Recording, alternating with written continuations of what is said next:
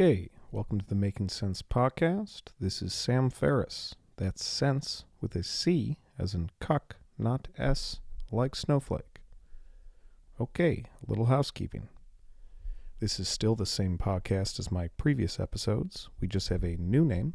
The name change was driven by my need to differentiate the podcast from my former business model.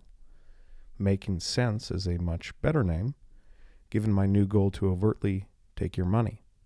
I'd like to pre-order a Tesla Cybertruck and maybe get featured on Gary Vaynerchuk's social media accounts this year, so please like and subscribe. Okay, let's unpack.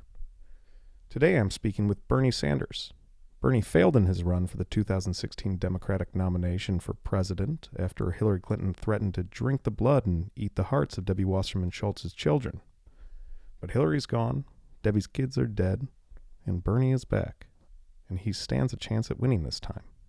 Now, is Bernie a dangerous commie pinko, prepared to steal all your hard earnings and redistribute them to the dumb masses? I think so. I must admit, prior to this conversation, I would have said, given a choice between Bernie Sanders and, say, Alex Jones in terms of the totality of their understanding of what's happening now in the world, I'd vote for Alex Jones every time. Alex is a dangerously deluded religious imbecile who himself has claimed to be, and I quote, kind of retarded. But he knows how to sell fish oil and lie to the American public, which makes for a fantastic politician. Bernie does not. Bernie is honest to a fault, as you will see. Upon arriving to my podcast studio, I caught Bernie going through my pantry and freezer and helping himself to my ice cream in a quite unsavory fashion, which we will get into.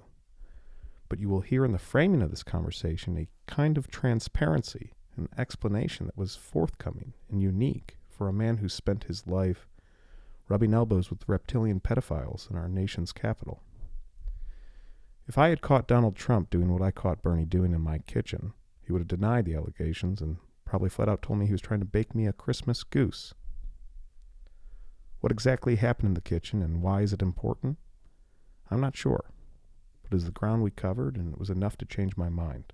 I'll let you decide if it changes yours. I give you Bernie Sanders.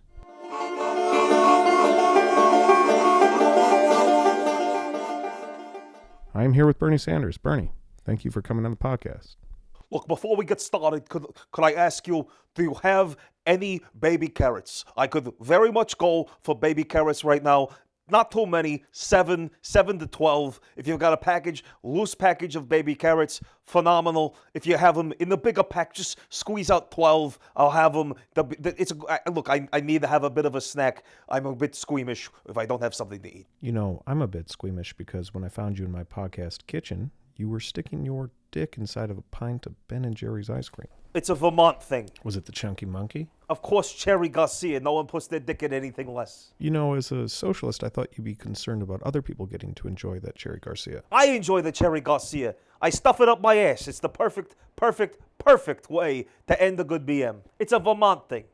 Are you nervous that Hillary Clinton may use a CIA heart attack gun to take you out in the final hours and replace you as the DNC nominee? Hillary Clinton does not possess the necessary know-how to murder an old Jew. You have to have a couple of things in play. Specifically, you have to have the blood of the lamb above my door if you even have a shot at it.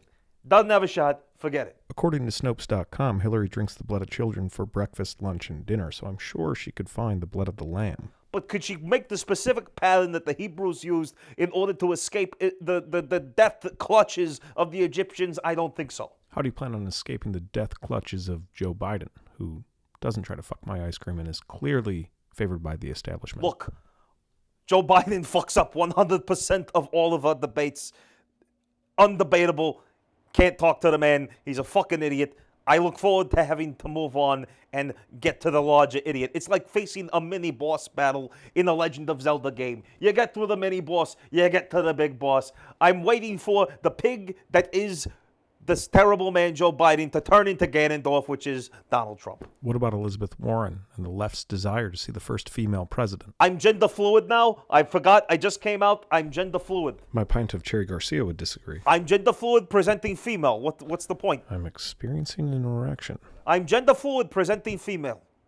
Yes, I know I present as an old Jewish man, but in my heart, I am a woman. I would be the first female president. I am gender fluid. One time I was using my meditation app in an ashram in Culver City, and I presented to myself as a female, so I'm willing to believe this is a thought experiment. Does this help or hurt you in defeating the incumbent president, Donald Trump? Donald Trump is incoherent. He's a ludicrous person.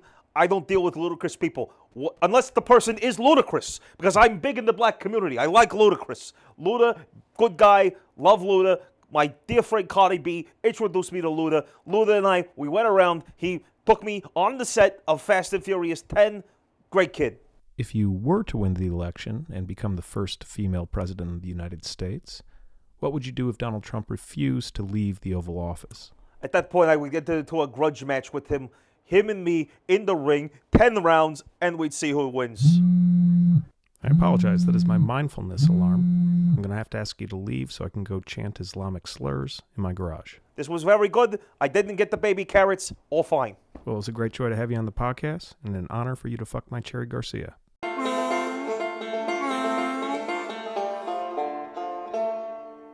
If you find this podcast valuable, there are many ways you can support it. You can review it in the comments below.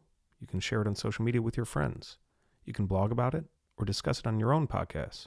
Or you can support it directly. And you can do this by subscribing to the channel and buying the shit on my website, www.samferris.org. If you buy my shit, I'll be able to pre-order my Tesla Cybertruck and maybe some more Cherry Garcia. If you'd like to contact me directly, you can email me at youareacucksnowflake@gmail.com. Thank you for your support of the show. It's listeners like you that make all this possible. Kathy, are my crepes ready? Shut